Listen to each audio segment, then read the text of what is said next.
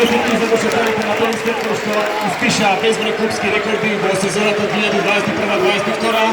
Završio na prvom mjestu u regularni odbijel od sezonata i za prpat igrati na play-offu. Ukończenie świata sezonu terminalny taką sezonę ekipy laterali do Tomasza za prvenstvo slovenske edicije, te izglede se napravilo Mama Galijata i po Tiga Europa Super.